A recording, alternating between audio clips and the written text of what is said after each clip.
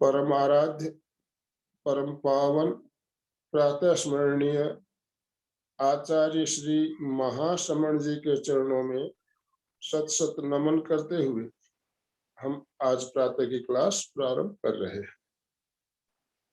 त्रिपदी वंदना। वंदे अरहं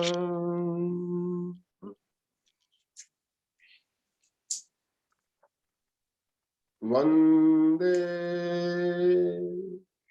गुरुवरं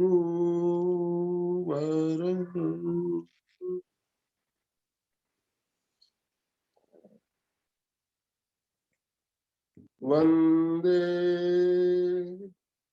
सत्यं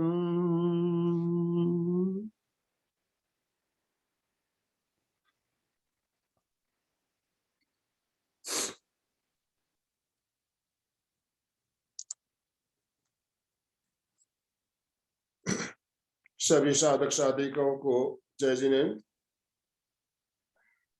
सुप्रभात, good morning. आज मंगलवार का दिन, जैसा कि आप सब जानते हैं, मंगलवार को हमारा एक विशेष क्रम चल रहा है, आओ हम जीना सीखें। अपनी 7th एपिसोड हम लेकर आ रहे हैं। तो मैं अलका जी आपसे निवेदन करूंगा, आप आज का सेशन प्रारंभ करें और हमारा मार्गदर्शन करें। ओम हरम। ओम अरहम। हाथ ऊपर करके रिलैक्स होना है, नींद सबकी उड़ानी है। तो एक बार सभी जोरदार very good. Good morning. We are the best in the world, we are the top in the world. Very very good morning to everyone. Good morning, good morning.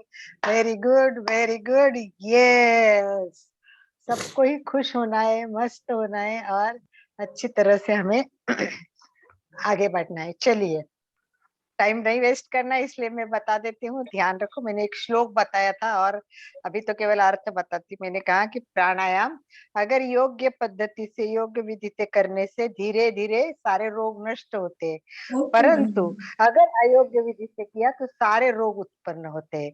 ये हमारा मूल है कि हमको विधिवत करना है, शुद्ध प्राणायाम करना है, सही प्राणायाम करना है।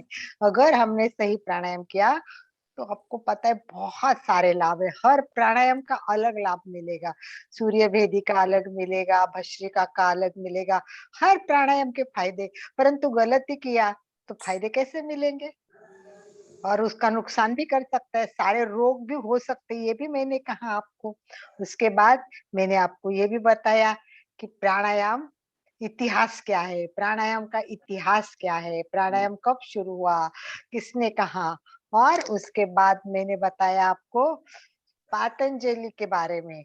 पतंजलि ने कितनी बातें बताई है प्राणायाम के बारे में, कितने श्लोक बताए, मैंने ये तो बताया हुआ है आपको। इसीलिए मैं रिवाइज कर रही हूँ, क्योंकि मुझे पता है याद तो होगा नहीं।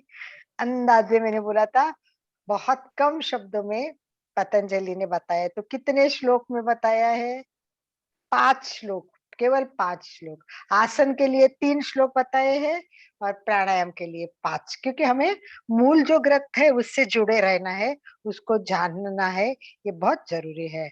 ये सब हमने इतना जानने के बाद में फिर कौन सा चैप्टर शुरू किया था अपन ने? उसके बाद सेकंड चैप्टर शुरू हो गया था, जो बताया। आसन का चयन करना। चलिए, मैंने पूर्व तैयारी में आपको जो क्लियर पॉइंट टू पॉइंट बता रही हूँ। मैंने ये बताया कि पूर्व तैयारी में हठ योग में कितने श्लोक बताए हैं, घेरण संहिता ने कितने श्लोक बताए हैं, और इसमें सबसे पहले हठ योग में जो श्लोक बताया है उसका पहला श्लोक बहुत इंपॉर्टेंट है, ये भी मैंने बताया था। हठ योग करते टाइम प्रथम श्लोक में क्या महत्व बताया है। ये छोटी छोटी पॉइंट है पर बहुत इंपॉर्टेंट है, इसलिए मैं रिवाइज कर रही हूँ। हठ योग में सबसे पहला इम्पोर्टेंट पॉइंट बताया है मैंने, इम्पोर्टेंट विषय पर ध्यान देना है। सबसे पहले श्लोक दिया है उसमें, और कौन सा श्लोक दिया ये पूछ रही हूँ। चलिए, मुझे पता है आप पेज ढूंढते रहेंगे, इसके लिए मैं बताती रहती हूँ कि पहले श्लोक में मैंने ये बताया कि गुरु का मार्गदर्शन कर जरूरी है। गुरु का महत्व हठ योग ने बताया है। गुरु को हठ योग ने कहा है कि जब तक आप अच्छा गुरु नहीं होगा, परफेक्ट इंफॉर्मेशन नहीं मिलेगी, तब तक आपका अच्छा प्राणायाम नहीं होगा। इसीलिए गुरु मार्गदर्शन चाहिए, नियमों का पालन करना चाहिए। तो फिर मैंने ये भी कहा कि इतने सारे श्लोकों में क्या बताया, इतने सारे श्लोकों में क्या बताया है। तो चलो एक दो इम्पोर्टेंट पॉइंट पूर्व तैयारी के बता दीजिए, एक दो इम्पोर्टेंट पॉइंट, ज्यादा नहीं, एक दो। आहार शुद्धि। Yes, perfect, correct, good, very good. चलो एक बार तो करेक्ट, वाह वाह वाह वाह वाह वाह, सबको करो। पहली बार परफेक्ट पॉइंट बता, वेरी गुड वेरी गुड। ये आहार पर जरूरी है, परफेक्ट है। और बताइए, एक आहार और बताइए। आसन अपना, आसन तो है ही, आसन तो वो तो मतलब अनिवार्य है, परंतु देखना पूर्व तैयारी। सुनना, यस यस मनोज। देखना सुनना, देखना सुनना भी इसमें मेन बात है। तो इसमें स्थान कैसा होना चाहिए, समय कितना रखना चाहिए, नाड़ी शुद्धि, और उसके बाद आता है, अभी आ जाएगा नाड़ी शुद्धि। कितनी बार प्राणायाम करना है, ग्रंथों में क्या बताया है वो मैंने बताया था कि मिनिमम 4 बार होना चाहिए, परंतु अपन इतना नहीं कर सकते।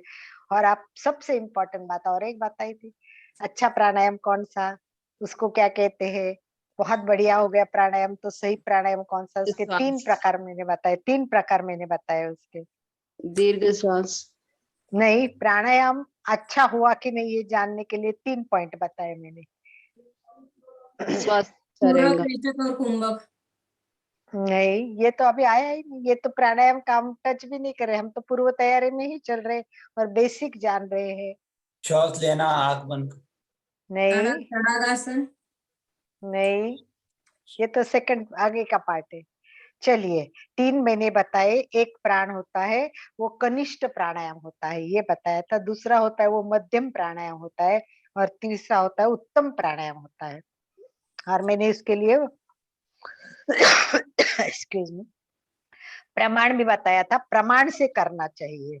सबसे कनिष्ठ प्राणायाम होता है, उसमें 12, 48 और 12, 48 24। और 24। यस। फिर 4, मध्यम 16, प्राणायाम में, 4, 16 और 16, 64 और 32, और सबसे बेस्ट प्राणायाम में 20, 80 और 40। इनके लक्षण भी बताए थे मैंने कि क्या होता है ये प्राणायाम में, कनिष्ठ में क्या होता है, मध्यम में क्या होता है, उत्तम में क्या होता है। तो ये सब मैंने बेसिक में बताया हुआ है, अब मैं रिपीट नहीं करूंगी, वहां तक नहीं जाऊंगी। चलिए, उसके बाद शुरू कर दिया हमने अभ्यास। तो अभ्यास में सबसे पहला पॉइंट क्या किया हमने, श्वास और प्राण के बारे में जाना। यस। उसके बाद में प्रैक्टिकल में क्या शुरू किया, तड़ागासन। यस, वेरी गुड, तड़ागासन करना है। और तड़ागासन में क्या करना है, दीर्घ श्वास। यस, दीर्घ श्वास करना बहुत जरूरी है। मिनिमम कितने मिनट करना है, 10 15 मिनट। चलिए, ये हो गया हमारा बेसिक। और उसके बाद हमने कौन कौन से शुद्धि क्रियाएं शुरू कर दी। प्राणायाम करने से पहले शुद्धि क्रिया जरूरी होती है। तो चलिए, क्लास की शुरुआत प्रारंभ करने के लिए अपन तैयार हो जाते हैं। ये अपना नाड़ी बेसिक शुद्धि। देखा। बेसिक में केवल एक पॉइंट आप लोगों से क्लियर आ गया, बाकी कोई पॉइंट क्लियर नहीं हुए हैं। इतना सारा आपको अभ्यास यहाँ पे कॉन्सेंट्रेट। हाँ जी, स्थान, समय और उल्टाहार। स्थान, यस समय और यस उल्टाहार। यस यस, ये बहुत इम्पोर्टेंट है। ये सब हो गया। एक पॉइंट अच्छा बताया सुचिता जी ने, सबसे पहले संगीता जी ने बहुत बढ़िया बता दिया। तो ये सब हमने बेसिक जान लिया। तो चलो, प्रार्थना, ओंकार, और फिर हमारे आज की क्लास की शुरुआत करते हैं। सबसे पहले रीढ़ की हड्डी सीधी करें। रीढ़ की हड्डी सीधी रखने के लिए एक बात याद रखनी है, वो मैंने आपको बताई हुई है। बताइए वो कौन सी है, याद आता है तो हमेशा ये याद रखना, ये हमारे लाइफ लॉन्ग के लिए इम्पोर्टेंट है। वो मैंने बताया हुआ था। मेरुदंड सीधा रखने के लिए मैंने भगवत गीता में से एक वाक्य बार बार बोलती थी, याद आता है तो देखिए, सम काया शिरो ग्रीव। सम काया शिरो ग्रीव, यानी काया जो है वो सम यानी सीधी होनी चाहिए, बहुत सीधी। अगर हमारा मेरुदंड वरे तब सीधा, ये भगवत गीता में कहा हुआ है कि कैसे बैठना है। समकाया शिरोग्रीव, आंखें बंद रखते हुए मन शांत, पूरी एकाग्रता के साथ ध्यान से सुने।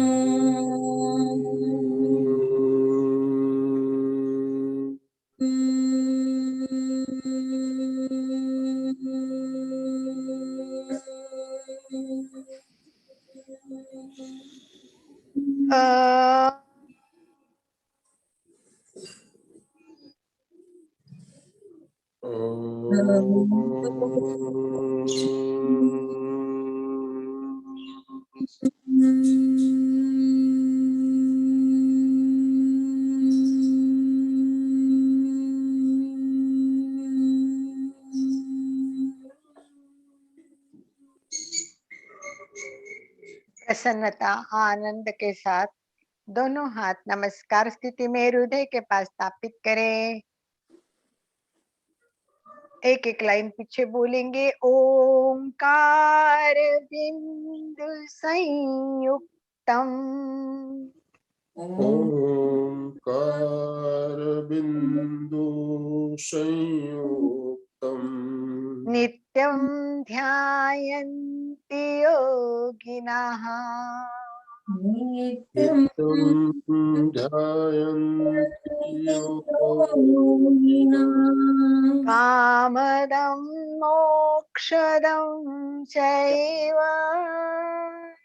कामदं मोक्षदं चैव, ओंकाराय नमो नमः। ओंकाराय नमो नमः। सबको एक साथ में। गुरुर ब्रह्मा गुरुर्विष्णु गुरुर्देवो महेश्वरः, गुरु साक्षात् परब्रह्म, तस्मै श्री गुरवे नमः। गुरवे नमः। गुरवे नमः।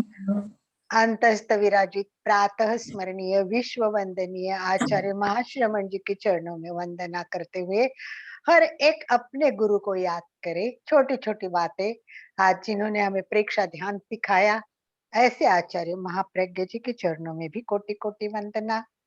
उनको प्रेरणा देने के लिए मंत्र दाता गुरुदेव तुलसी के चरणों में कोटि कोटि वंदना। ये मेरे आध्यात्मिक गुरु रहे, आपके भी आध्यात्मिक गुरु हो गए, हर एक के अपने गुरु होते हैं, उन सबको तो प्रणाम करना ही। हर गुरु को जो जिन्होंने ज्ञान दिया है उन सबके चरणों में हम हमेशा जितने विनयित रहेंगे उतना ज्ञान अच्छा रहेगा। और मेरे योग गुरु जिन्होंने प्राणायाम की पुस्तक लिखी है और प्राणायाम की क्लासेस लेते हैं और जिन्होंने हमें ये सिखाया, जब भी उनके पुस्तक से एक एक लाइन पढ़ती हूँ तो मैं गदगद हो जाती हूँ कि कितना डीप में अभ्यास किया हुआ है, कितना सुंदर सिखा है। मैं आपको सिखा रही हूँ, वो पुस्तक में से एक अंश भी नहीं है, इतनी ज्यादा बातें उसने बताई, इतनी सुंदर, जिस पुस्तक का आधार लेके मैं आपको सिखा रही हूँ। ऐसे मेरे योग गुरु विश्वासराव मंडलिक ऋषि तुल्य बोलते हैं हम उनको। उनका ज्ञान इतना है कि वो एक शब्द पे घंटा घंटा साइंटिफिक लेक्चर दे सकते हैं। अभी आगे चलिए, एक 2-3 मिनट में हम पहला प्रयोग है वो कर लेते, ज्यादा टाइम नहीं देंगे। और आज हमें कपालभाति और त्रिबंध पे बात करनी है। त्रिबंध तो आज होंगे ही नहीं, क्योंकि त्रिबंध इतना सुंदर विषय है तो उसको नेक्स्ट क्लास में स्टार्ट करेंगे। इस बार केवल मैं इंट्रोडक्टरी त्रिबंध शब्द का अर्थ बताऊंगी और उसके बाद एक एक बंध हम देखेंगे। आप भी थोड़ा स्टडी करके आ जाइए। सुचिता आप बोल रही कि नेट पे जाती है तो आप भी इंटरनेट पे जाइए और एक एक एक एक देख के आ जाइए। तो पहला जो प्रयोग है हम थोड़ा सा 5 मिनट रिविजन करेंगे। एक करेंगे नाड़ी शुद्धि प्राणायाम करेंगे थोड़ा सा, उसके बाद में हम करेंगे अग्निसार करेंगे और उसके बाद हम करेंगे थोड़ा सा तीव्र श्वसन करेंगे, क्योंकि तीव्र श्वसन कपाल भाती के पूर्व करना बहुत आवश्यक होता है, जिससे कपाल भाती बहुत अच्छी होती है। कपाल भाती वैसे समझो तो तीव्र श्वसन है के टाइप का ही है, परंतु तीव्र श्वसन है ही नहीं है। तो चलिए हम पहले क्या करते हैं, रीढ़ की हड्डी सीधी करें। जिस स्थिति में बैठे हो उस स्थिति में हम डायरेक्ट नाड़ी शुद्धि में से लास्ट प्रयोग करते, छोटे छोटे नहीं करेंगे। एक सांस से लेना है, रोकना है, अंतः कुंभक, दूसरे नाक से छोड़ना है बाह्य कुंभक और फिर वापस लेंगे। तो अंतः बाह्य कुंभक के साथ नाड़ी शुद्धि प्राणायाम करेंगे और उसके बाद अग्निसार करेंगे। अग्निसार वैसे कपालभाति को बहुत उपयोगी है, कपालभाति से बहुत उसका भी फायदा होता है। जैसे कपालभाति के फायदे वैसे अग्निसार के फायदे। शायद लास्ट टाइम मैंने आपको पूरा अग्निसार सिखाया हुआ है। तो चलिए रीढ़ की हड्डी सीधी करे, आसन की जो स्थिति करते हैं करे, बैठे और एक हाथ की प्रणव मुद्रा, 2 उंगलियां बंद करनी है, लास्ट की 2 उंगलियां खुली और राइट हैंड एक ही हाथ से बस इधर से उधर बस उंगलियां घूमेगी और हाथ ऊपर ना रखे, इससे तनाव ज्यादा होता है। रिलैक्स छोड़ देने का, आराम से सब रिलैक्स। तो पहला अंगूठे से दाया लेफ्ट राइट साइड बंद कर दीजिए और लेफ्ट से श्वास भरे, जितना भर सके। हर चीज में ध्यान रखना है, अपनी कैपेसिटी उतना करना, मर्यादा में करना, तकलीफ हो तो नहीं करना, अपनी जितनी मर्यादा है उतना ही श्वास लेना, उतना ही रोकना है। तो चलिए शुरू करें। श्वास भरे, बंद करें,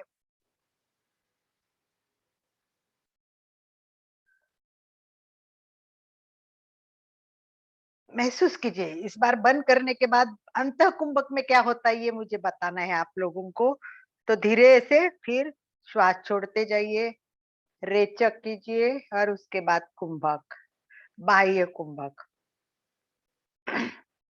अंतः कुंभक, बाह्य कुंभक। और अंतः कुंभक में क्या होता है उसको महसूस करना है और हो सके तो गिनती करना है, जितना श्वास लेने में लगे उतना डबल समय छोड़ने में लगे, इस पर भी थोड़ा ध्यान दे।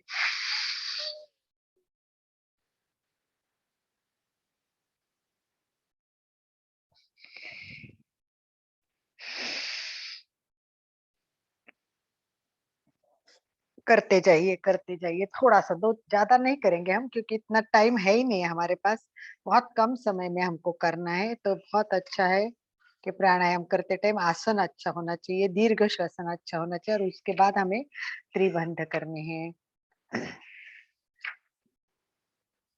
बहुत बढ़िया, बहुत बढ़िया।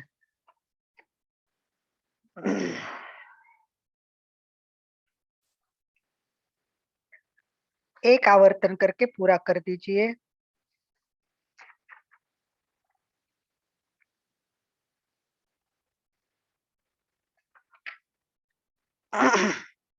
आराम से बैठे।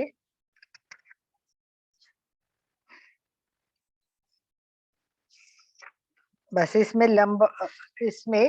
एक बात मैंने बताई थी, बहुत इंपॉर्टेंट बात बताई थी, वो बताइए। और अभी अंतः कुंभ करने के बाद आपको क्या फायदा हुआ वो बताइए। एक बात मैंने इस बारे में बहुत इंपॉर्टेंट बताई थी नाड़ी शुद्धि प्राणायाम सिखाते समय, क्योंकि वो बहुत इंपॉर्टेंट है, इसलिए मैं याद करके आपको रिपीट करवा रही हूँ। कौन सी बात नाड़ी शुद्धि शुरू करने से पहले करनी है बताइए।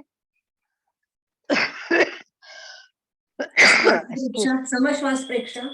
नहीं नहीं नहीं, बहुत इंपॉर्टेंट है। नाड़ी शुद्धि शुरू करने से पहले दीर्घ श्वास शुरू करने के बाद में मैंने बताया था कि कैसे करना है।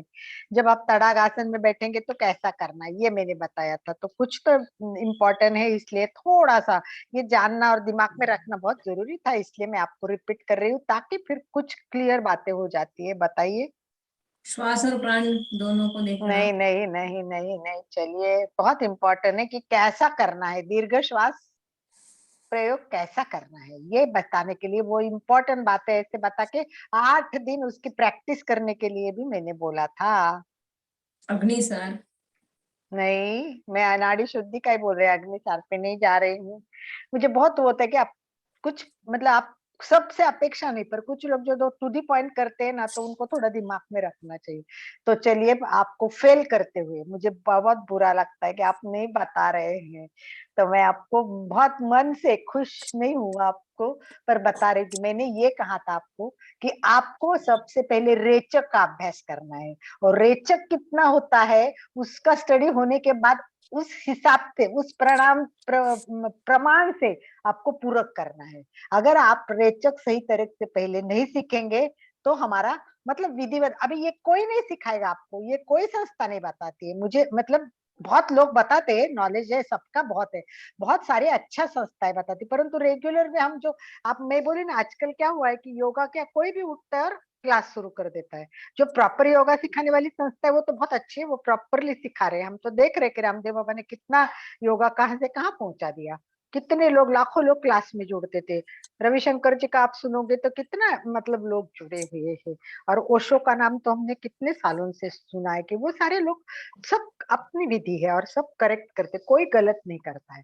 परंतु आजकल क्या हुआ है कि थोड़ा सा योगा का सीख ले, जैसे आपने यहाँ सीख लिया और जाके क्लास शुरू कर लिए, तो आपकी क्लास परफेक्ट होगी क्या? क्योंकि सर्टिफाइड कोर्स होना चाहिए, आपके हर पॉइंट का चेक होना चाहिए, वो नहीं। इसीलिए मैंने बहुत सारी क्लासेस में देखा, परंतु रेचक बहुत कम क्लासेस में पहले बार अभ्यास करना और फिर सीखना, ये प्राणा मतलब नाड़ी शुद्धि के लिए इम्पोर्टेंट है। चलिए, बहुत बढ़िया। अब करेंगे हम दीर्घ श्वास। दीर्घ श्वास याद है, एक एक नाक से करते हैं, तो हम एक एक नाक से करेंगे, दोनों नाक से नहीं करेंगे क्योंकि कपालभाति वैसे होते हैं। वापस नाक राइट बंद कर दे और लेफ्ट से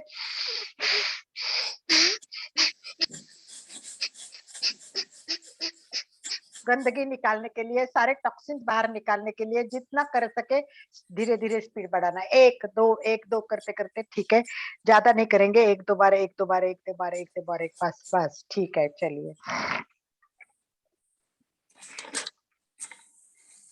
दूसरे नाक से कर लीजिए थोड़ा सा। देखो, मुझे आपका रिवीजन करते करते आधा घंटा चला जाता है, तो वही होना चाहिए कि आप फटाफट बताते तो इतना टाइम नहीं लगता, 10 मिनट में सब हो जाता, 5 मिनट में। चलिए, छोड़िए उसको, अब अग्निसार के लिए तैयार। देखो, अग्निसार में क्या करना है, हम जिसमें बैठते हैं ना, कि हाथ की जो मुद्रा है, द्रोण मुद्रा बोली, वो घुटने पे रखनी है और पूरा बीच में का भाग ढीला छोड़ देना है, और स्ट्रेट बैठते हुए अग्निसार में क्या करना है, श्वास लेना है, कुंभक करना है, और फिर कुंभक के बाद पेट को अंदर बाहर जितना कर सकते हैं। सुचिता जी का परफेक्ट दिख रहा है, परफेक्ट पोजीशन में बैठे हैं, इनका पेट दिख रहा है, बाकी सबका पेट वगैरह नहीं दिख रहा है, तो पेट दिखे इतना करे। मेरे को तो थोड़ा सेट करना पड़ेगा, इसलिए मैं करती नहीं हूँ। सुचिता जी को हाईलाइट कर देती हूँ। सुचिता जी दिखा दीजिए। चलिए, यस, सुचिता जी करते जाइए। अग्निसार, श्वास छोड़ना है और हमें क्या करना है, चलिए करते जाइए, अंदर बाहर, अंदर बाहर, अंदर बाहर। एक कुंभक में जितना कर सकते उतना करना है। यस,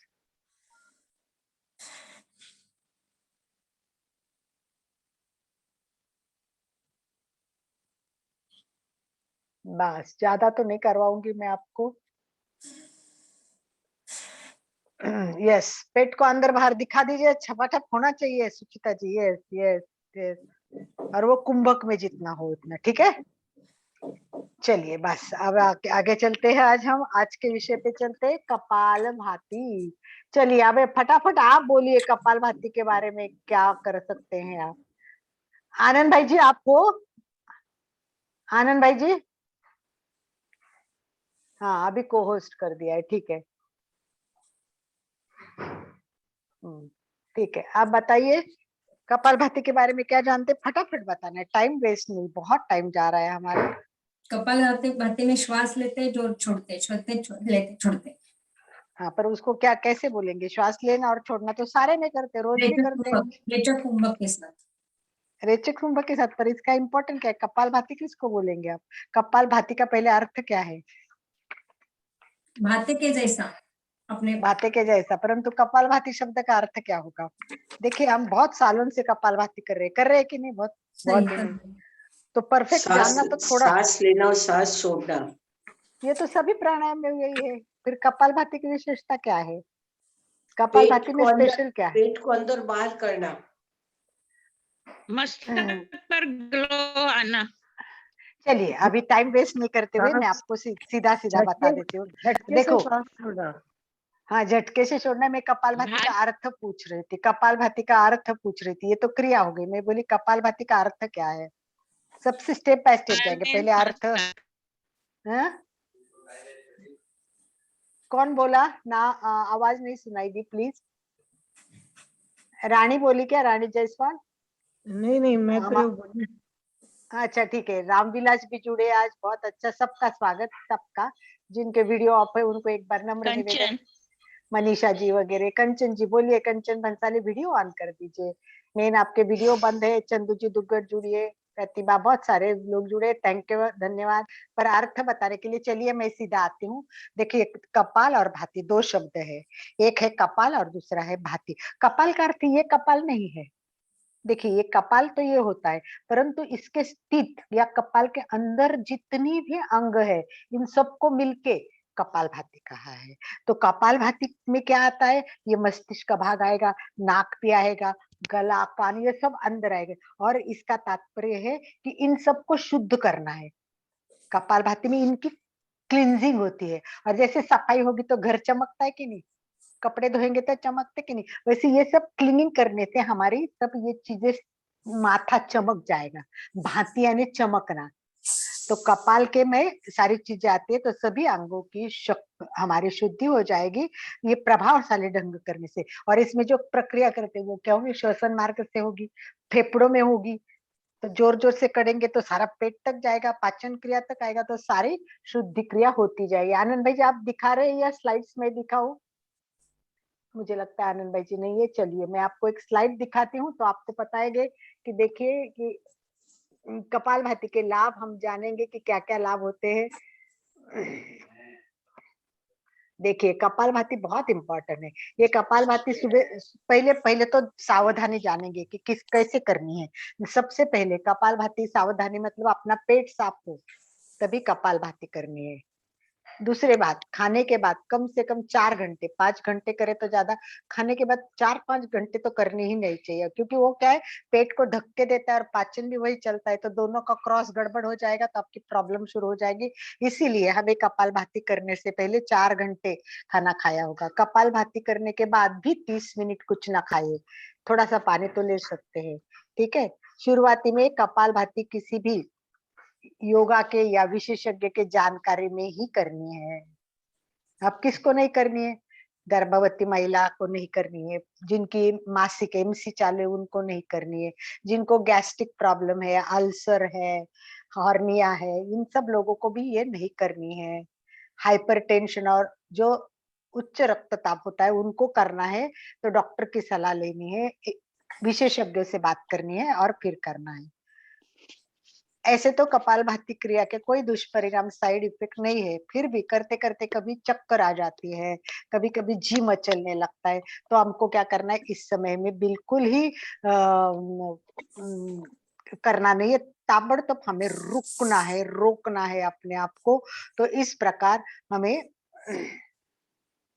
सावधानी करनी चाहिए। अब फायदा क्या होता है? देखिए, सबसे पहले इसमें लोग बहुत बार करते, कुछ लोगों ने तो इतना वेट लॉस किया है, कुछ लोग ऐसे भी है कि कपालभाति से 30-40 किलो वजन कम किया, ऐसा रिकॉर्ड में लिखा हुआ है, मुझे पता नहीं है, परंतु डेफिनेटली थोड़ा तो वजन कम होता है। और मेन तो पेट की चर्बी कम होती है। तो इसीलिए हमारा पेट जो बढ़ता है वो अगर परफेक्ट करेंगे और व्यवस्थित भरपूर करेंगे, कैसे करना है, कितना करना है वो भी दिखाते हैं, तो इससे हमारे पेट की चर्बी कम होती है। दूसरा, चेहरे पे बहुत झुर्रियां आती है, उम्र दिखती है, आंखों के नीचे कालापन आता है, ये सब निकल जाएगा और एक चमक सी चेहरे पे आ जाएगी। बहुत इंपॉर्टेंट, बहुत सारे फायदे। तो गैस, कब्ज, आम्लपति, एसिडिटी, अनेक समस्या है कि जो पेट से रिलेटेड होती है।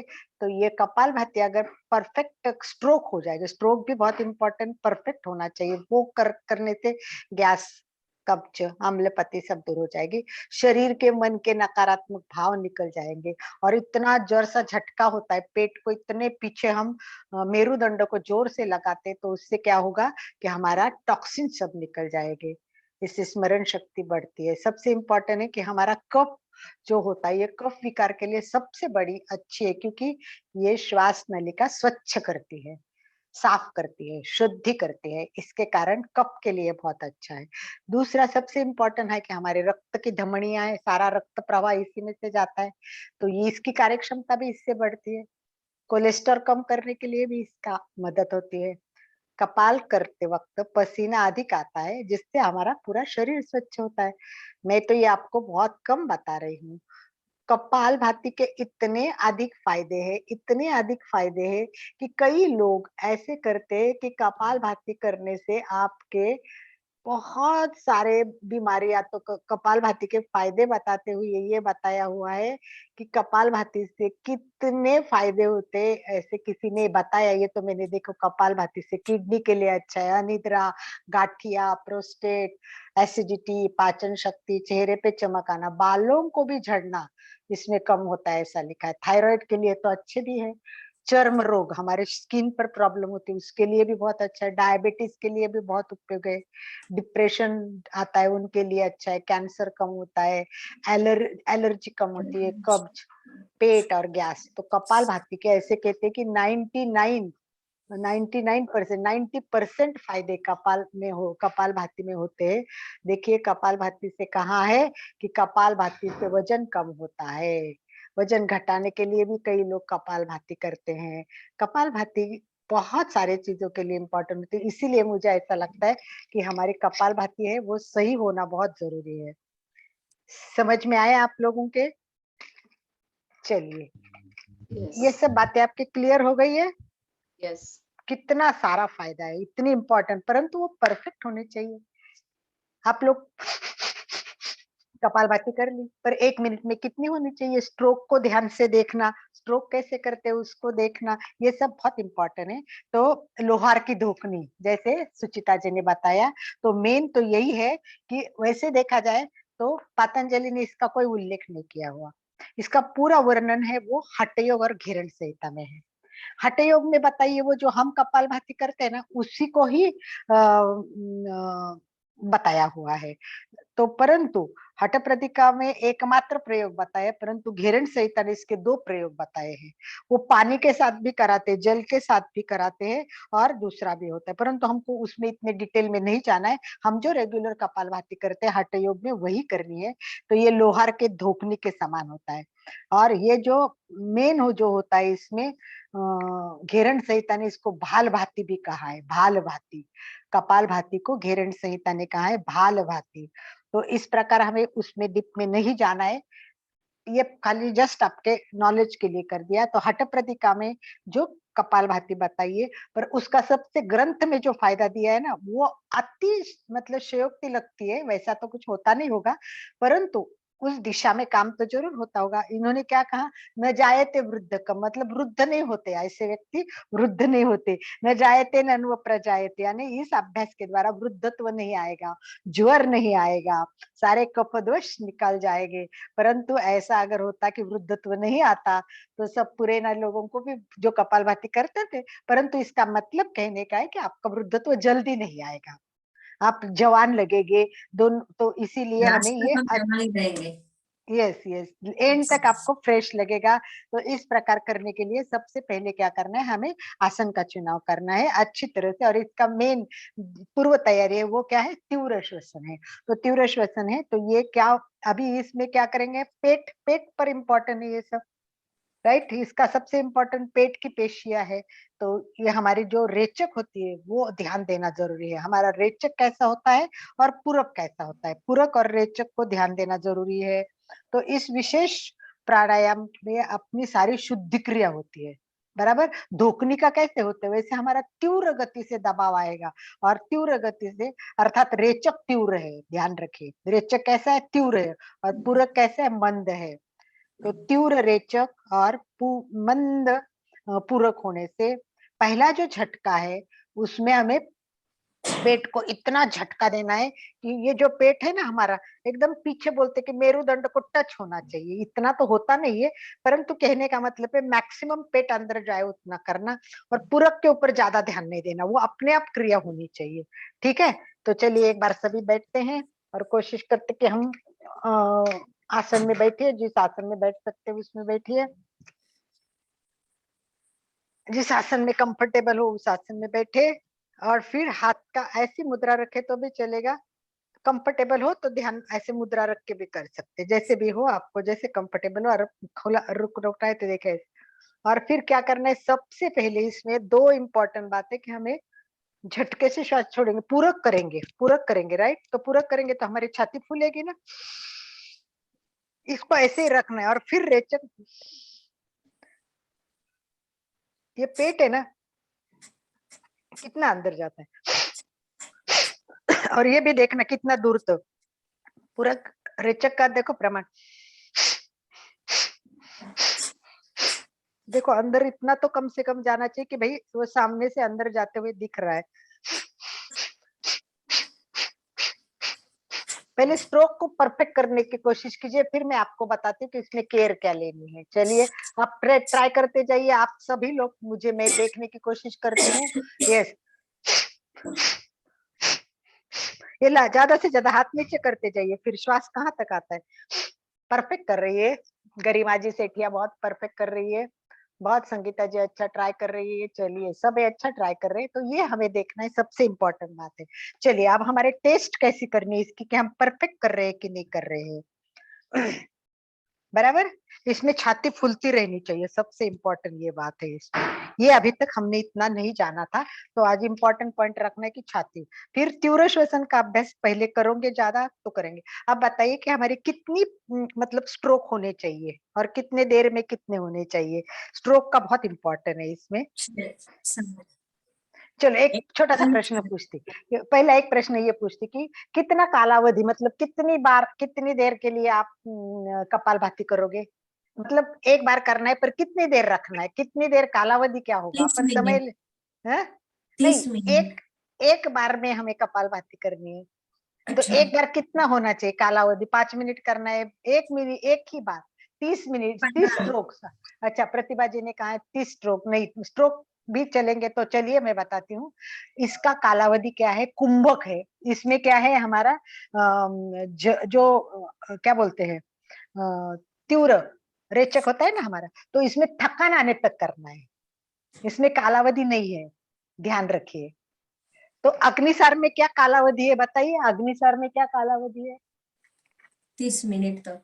नहीं, अग्निसार कुंभक में करते हैं, इसीलिए जब तक कुंभक होगा अग्निसार उतना ही होगा, जितना कुंभक उतना अग्निसार का कालावधि। वैसे हम इसकी आवृत्तियां करते जाएंगे, धीरे धीरे आवृत्तियां करेंगे, 10, 15, 25, 30, 50, 60 ऐसे करेंगे, और जहां हमें थकान लगेगी और सांस फूलने लगेगा, ऐसे लगेगा हम कंफर्टेबल नहीं हो रहे, श्वास नहीं आ रहा है, तो फिर रुक जाना है। ठीक है, अब जानिए कि 1 मिनट एक बार कर रहे हैं तो 1 मिनट होना करना है, कम से कम मिनट, 1 मिनट बराबर। अब 1 मिनट में कितने स्ट्रोक होने चाहिए? 60। 60 होने चाहिए। प्रारंभिक, ये प्रारंभ है शुरू में, परंतु इसका नियम है वो 120 स्ट्रोक होने चाहिए। देखिए प्रारंभ करेंगे तब 1 मिनट में 1 स्ट्रोक, 1 सेकंड में 1 स्ट्रोक, परंतु जैसे जैसे प्रैक्टिस बढ़ेगी उसका स्पीड बढ़ाना है और हमें करना है। चलो अब इसका मैं टेस्ट बताती हूँ आपको, आपकी कपालभाति करेक्ट हो रही कि नहीं हो रही, इसका एक टेस्ट है। परफेक्ट कपालभाति जरूरी है, बराबर है। अब इसका टेस्ट कैसा करेंगे, आप कैसे समझेंगे कि आप कपालभाति सही कर रहे हैं कि गलत कर रहे हैं? चलिए आप बताइए, आपको कैसे पता चलेगा कि आपकी कपालभाति ठीक हो रही है या नहीं हो रही है? तो देखिए दो प्रकार होते हैं, दो प्रकार होते हैं। पहला प्रकार क्या होता है कि हम कपालभाति कर रहे हैं, कपालभाति के दौरान हमारा सांस घुट जाता है, ऐसा लगता है दम लगने लगा, श्वास नहीं आ रही है, ऐसा लग रहा है, तो वो जो एक प्रकार है उससे भी हम रुक जाते हैं, क्योंकि सांस अच्छा नहीं आ रहा है, पूरक सही नहीं लग रहा है तो वो रुक जाएगा। और दूसरा क्या होता है कि हम इतना करेंगे ना, ये हम क्या करेंगे, बहुत ज्यादा बार करेंगे तो क्या होगे, दर्द होती है यहाँ पे। क्या करेंगे हम, पेट को अंदर बाहर करेंगे, अंदर बाहर, तो फिर क्या होगा, ऐसे करेंगे तो हमारा पेट थक जाएगा, पेशियां थक जाएगी, तो वो थकान आने से हम रुकेंगे। तो दो है, एक तो सांस फूलने से रुकेंगे और दूसरा अब पेट बोलेगा बहुत हो गया, मैं थक गया हूँ, पेशियां बोलेंगी मेरे से नहीं हो रहा है, तो आपको रुकना पड़ेगा। तो ये दो प्रकार से हम कपालभाति को में रुकते हैं। तो इसमें क्या है, पहला जो प्रकार है जिसमें है कि आप श्वास लेने में दम घुटते हैं, इसका मतलब कपालभाति गलत हो रही है। पहला प्रकार जो है कि सांस अगर घुटता है, दम अगर लगता है और सांस कम पड़ रही है, ऐसा लग रहा है कि सांस ठीक नहीं हो रही, क्योंकि हम पूरा जानबूझ के नहीं ले रहे ना, वो अपने आप आ जाता है। तो इसीलिए ध्यान रखना है कि वो गलत, ऐसे थका वो नहीं होना चाहिए, परफेक्ट होना चाहिए, तो परफेक्ट हो जाएगा। तो कपालभाति में रेचक की तीव्रता जितनी आवश्यक है उतनी पर्याप्त पूरक भी जरूरी है। तीव्र रेचक और इसका भी ध्यान रखना अत्यंत आवश्यक है।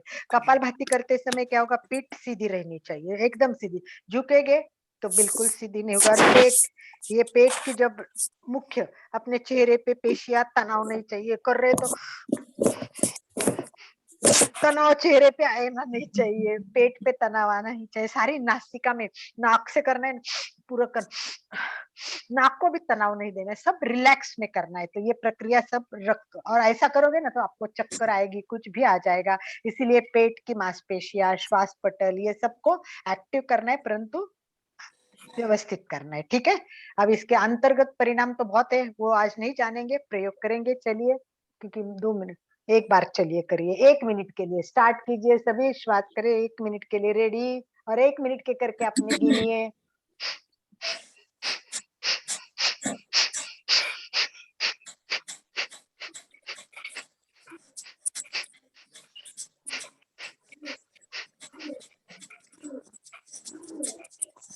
यस, 1 मिनट के लिए करिए और गिनिए अपने कितने हो रहे हैं। बहुत बढ़िया, कोशिश करिए, कंसंट्रेशन बिल्कुल।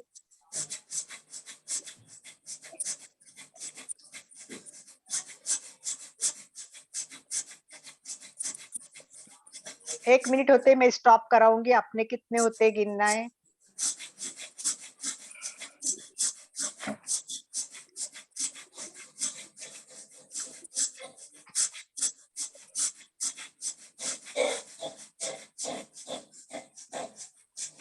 यस, स्टॉप, यस स्टॉप कर दीजिए। कितना हुआ आपका? चलिए सुचिता जी, कितना हुआ? 50 होगा। 50 हो गए। ठीक है, इसका मतलब आपको बहुत प्रैक्टिस की जरूरत है। संगीता जी? 51। गरिमा कितने हुए? 60 60 हुए। हाँ, अभी आप फर्स्ट लेवल पे, इसका मतलब आप फर्स्ट लेवल पे, आपको परफेक्ट करने के लिए 120 तक जाना है। मेरे 120 तो आराम से होते, कभी कभी मेरे 150 भी होते हैं। इतना तक स्पीड होना चाहिए, और नॉन स्टॉप कितनी देर करना चाहिए? थकान आने तक करना चाहिए। चलिए लास्ट पॉइंट कवर कर लेते हैं हम। हमको सीखना है त्रिबंध। देखिए, जब तक हम त्रिबंध नहीं करेंगे, त्रिबंध का अर्थ है 3 बंध, आप समझ गए ना, 3 बंध है। 3 बंध में पहला है ये जालंधर बंध है, दूसरा है पेट को अंदर करते हैं तो वो है उड़ियान बंध, और तीसरा हमारा जो मूल है गुदद्वार है उसको खींच लेते, वो है मूल बंध। तो ये 3 बंध को हमें क्या करना है, एक एक बंध को अलग सीखना है। और इसकी जरूरत क्या है, देखिए, जब तक ग्रंथों में ये लिखा है, जब तक 3 बंध नहीं करेंगे आपका प्राणायाम सही नहीं होगा। इसका कारण क्या है कि त्रिबंध का इतना इम्पोर्टेंट है, और इसका वर्णन किसमें आता है आपको पता है? हठ योग में आता है और घेरण संहिता में। इनके बारे में पतंजलि ने कुछ भी नहीं किया है, बताया है। तो इसका वर्णन जो किया है हमें, वो सब हमें हठ योग में बताया, पर उन्होंने बंध नहीं कहा है, उन्होंने दूसरा शब्द यूज किया है। चलिए गरिमा जी, इसमें कौन सा दूसरा शब्द है? बंध के बदले, बंध के बदले दूसरा शब्द यूज किया हुआ है। यस, बंध के बदले दूसरा कौन सा शब्द यूज किया है? हठ योग। नहीं, चलिए, और कौन? इसको मुद्रा शब्द यूज किया है, मुद्रा। वो बंध नहीं कहते, मुद्रा हो। तो मुद्रा हो या बंद हो, दोनों भी एक ही है। और सबसे इम्पोर्टेंट है कुंभक। अब जब हम कुंभक करते हैं ना तो क्या होता है पता है, श्वास देखो, श्वास लिया, श्वास छोड़ा, अब ये क्या हुआ, कुंभक हुआ। अब कुंभक हुआ मतलब श्वास नहीं ले रहे। अब अपने बॉडी को क्या होता है, मैसेज जाता है, अरे श्वास नहीं आ रहा है, तो शरीर को क्या लगता है, गड़बड़ हो गई, श्वास बंद हो गई, आदमी का कुछ करना पड़ेगा। तो होता क्या है उस टाइम, जो एक घन दाब अपने यहाँ फुफ्फुस में दबाव आता है ना, तो एक घन दाब निर्माण होता है। और ये घन दाब अगर 3 बंद करेंगे तो नियंत्रित रहेगा, तो ब्रेन को लगेगा कोई तकलीफ नहीं, ये कुछ काम कर रहा है। तो ये सही सबसे बात है कि इसीलिए बंदो बिना प्राणायाम करना हानिकारक हो जाता है। बंद बिना प्राणायाम करोगे तो वो हानिकारक हो जाएगा। छाती, उदर, ये सब अवयवों पर बहुत परिणाम हो जाएगा, दुष्परिणाम हो जाएगा। परिणाम नहीं, दुष्परिणाम होंगे, और ये दुष्परिणाम ना हो इसीलिए 3 बंद समझना और उनको करना बहुत जरूरी है।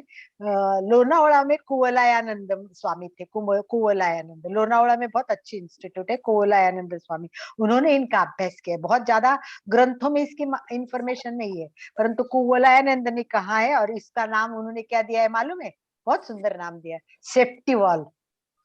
ये 3 बंद है, ये सेफ्टी वॉल, मतलब देखिए कितना अच्छा संरक्षण करने वाले वॉल है। ये करेंगे तो बहुत सारे हमें फायदा होगा। ऐसी बंद की व्याख्या है ना ग्रंथ में कहीं व्यवस्थित नहीं दी हुई है परफेक्टली, श्लोक के द्वारा ऐसे कोई दी नहीं है, परंतु इतना कह सकते हैं कि ग्रंथ में ये व्याख्या ऐसी सर ने बताई है हमें। जो हमारी पेशियां है, लास्ट पॉइंट है, पेशियों की क्रियाओं के द्वारा, हम ये जो पेशियां है उनके क्रियाओं के द्वारा हम क्या करेंगे, दबाव लाएंगे, यहाँ दबाव लाएंगे, दबाव करेंगे और तनाव करेंगे, राइट। इस तरह हम जलंधर बंदे क्या करते हैं, दबाते हैं। तो इस तरह अगर हम जलंधर बंद में ये कंठकूप में लगाना है, तो इसका मतलब क्या हुआ कि पेशियों की क्रियाओं द्वारा, पेशियों के क्रियाओं द्वारा विशेष प्रकार की तान और दबाव की स्थिति है वो बंद है। ठीक है, तो ये आपको क्लियर हो गया कि 3 बंद है। तो प्राणायाम करते समय कुंभक में 3 बंद का एकत्रित रूप से उपयोग करना है।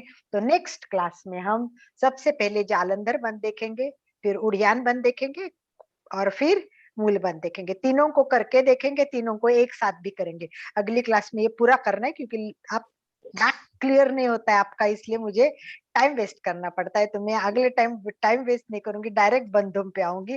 तो मुझे आशा है कि आप इस वीक में कपालभाति का बहुत अच्छा अभ्यास करेंगे, सब नोट करेंगे कि मैं कितना स्ट्रोक कर रही हूँ, और मेरे स्ट्रोक 60 कम से कम होने चाहिए, और प्रैक्टिस करके 100 तक ले जाने की प्रयत्न कीजिए, और फिर आप आगे बढ़ते जाइए। तो चलिए, कुछ प्रश्न हो तो पूछिए, समय हमारा पूरा होता जा रहा है, इसलिए कुछ प्रश्न हो तो पूछ लीजिए, वरना फिर मैं yes, any problem, any questions, कुछ पूछना है पूछिए कपालभाति के बारे में। सवाल तो कुछ भी नहीं है मैम, कुछ भी नहीं है, वेरी गुड। आप इतनी इसमें अच्छी बहुत तरह से समझाते हो ना। नहीं, ऐसा कुछ नहीं। देखो मेन क्या है कपालभाति में, हमारे श्वास नलिका में जाता है श्वास और आता है, राइट। एक ही होता है, फुफ्फुस में श्वास जाएगा, दो कोई अलग रास्ता नहीं है, उसी से आता है और उसी से जाता है। तो होता क्या है कि हमारे भीतर अंदर क्या होता है, गंदगी भी जाती है, श्वास के द्वारा गंदगी भी जाती है, क्योंकि प्रदूषण बहुत है। अब ये जो वायुकण अंदर गंदगी पे भरे हुए हैं, अब वो ऐसे हम रेगुलर प्राणायाम करेंगे तो कोई निकलते नहीं है, परंतु देखो ध्यान से सुनो, कपालभाति करेंगे ना, जो तीव्रता से हमारा रेचक होगा, तीव्रता से रेचक। अब हम क्या करते हैं, लेते हैं और छोड़ते हैं, तो थोड़ा सा कचरा बाहर आने लगेगा, फिर वापस अंदर जाएगा, लेने जाएगा अंदर जाएगा, क्योंकि हमारा एक ही वॉल है, बाहर तो नहीं आता। परंतु जैसे भी रेचक कण होगे तो वो जोर से ऊपर आएगा, इतना इजी, थोड़ा सा नीचे जाएगा पर जोर से बाहर आएगा, फिर और जोर से बाहर आएगा। तो इससे टॉक्सिन्स बहुत अच्छा जाते हैं, सारे सारे कण बाहर निकल जाएंगे। तो ये शुद्धि क्रिया बहुत अच्छी होती है, ये धक्का बहुत सुंदर होता है। इसीलिए धूल के कण अन्य अनावश्यक कण बाहर फेंकने के लिए ये बहुत उपयुक्त है, इसीलिए इसको कहा शुद्धि क्रिया। ये प्राणायाम नहीं है, सबसे बात क्लियर करो। आप इंटरनेट खोल के देखिए ना, हर जगह आपको क्या दिखेगा, कपालभाति प्राणायाम। कपालभाति प्राणायाम, परंतु कपालभाति प्राणायाम नहीं है। और इसको हमारे सर ने, देखिए एक पुस्तक है शुद्धि क्रिया में लिखा है, कपालभाति का पूरा वर्णन शुद्धि क्रिया में आता है। ये शुद्धि क्रिया की छठी क्रिया है कपालभाति, ये प्राणायाम नहीं है। प्राणायाम 8 प्राणायाम है, कौन से प्राणायाम हो वो जाएंगे, तो इसलिए ये समझना बहुत जरूरी है। ये जो हमारी सर्दी खांसी ये सब इससे निकल जाएंगी, इसके लिए वरदान है अपने लिए। तो हमारे शरीर में जो ज्ञान तंतु है, ये सारे ज्ञान तंतु सक्रिय हो जाएंगे, तो नासिका का मार्ग, गले का मार्ग सब क्लीन हो जाएगा, साफ, एकदम साफ। और फिर सारा रक्त प्रवाह अच्छा हो जाएगा, हमारा पूरा 80% विषैली द्रव्य सारे बाहर निकल जाएंगे, वजन कम हो जाएगा। और ये रेचक के धक्कों से, देखिए अंतःस्रावी ग्रंथि, पाचक रस तैयार करने वाली ग्रंथि, ये सारे पाचक अंग, हृदय, इन सब पर धक्का, रेचक के धक्के का परिणाम होता है। इसलिए ध्यान से रेचक करना है, रेचक जितना सही उतना फायदा। ये स्वर यंत्र पर भी देखिए, अपन झटका देंगे ना, देखिए कितना झटके से अंदर जाता है। ये हमारे विशुद्धि केंद्र स्वर यंत्र,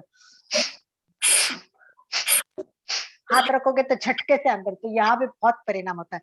तो स्वर यंत्र इसलिए गायक, वक्ता, वकील, इन सब के लिए आवाज, और हमको भी तो चाहिए हमारी आवाज अच्छी हो, तो हमारे इसके लिए बहुत अच्छा है।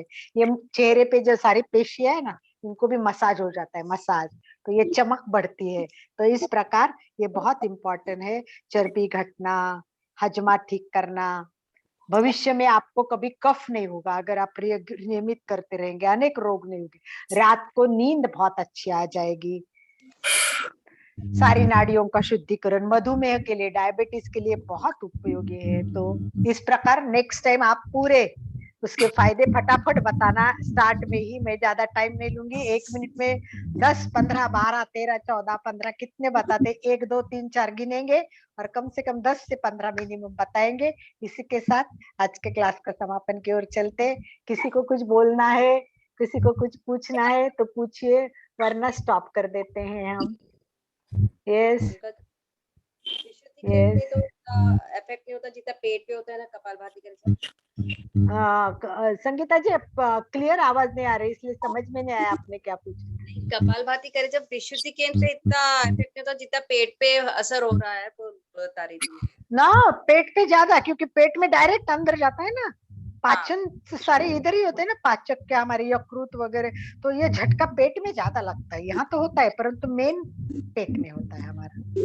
तो पेट में हो रहा, वो तो करती है ना विशुद्धि केंद्र पे इतना जितना आपका दिख रहा था ना कपालभाति करते समय, मेरा इतना है ना, होता है, प्रैक्टिस करोगे ना, प्रैक्टिस करो रोज 8 दिन, और नेक्स्ट टाइम देखो वो एकदम परफेक्ट करोगे। इसीलिए परफेक्शन इज वेरी इंपॉर्टेंट। वो झटका तो आएगा ही आएगा, थोड़ा बहुत तो झटका होता ही है, स्वर यंत्र पर होता ही है परिणाम। Yes, okay, no problem, absolutely no problem, you try and you will get effect and result also. दोनों हाथ जोड़ते हुए सीधे बैठेंगे, मेरे साथ साथ सभी बोलेंगे, मैं चैतन्यमय हूँ, मैं आनंदमय हूँ, मैं शक्तिमय हूँ, मेरे भीतर अनंत चैतन्य, अनंत आनंद का, अनंत शक्ति का सागर लहरा रहा। इसका साक्षात्कार करना ही मेरे जीवन का परम लक्ष्य है। मंगल भावना, हमारा आज का दिन मंगलमय हो, आनंदमय हो, शांतिमय हो। इन्हीं शुभ भावनाओं के साथ ओम शांति शांति, ओम अरहम। कृतज्ञोस्मि, हम सब गुरुदेव के आभारी हैं। कृतज्ञोस्मि, हम सब गुरुदेव के आभारी हैं। कृतज्ञोस्मि, हम सब गुरुदेव के आभारी हैं। बहुत बहुत धन्यवाद अलका जी आपका, बहुत बहुत धन्यवाद जो भी भाई बहन हमारे साथ जुड़े एमपी के फिटनेस क्लासेस और कल्याणम योग केंद्र की तरफ से, आप सभी का बहुत बहुत धन्यवाद, बहुत बहुत आभार।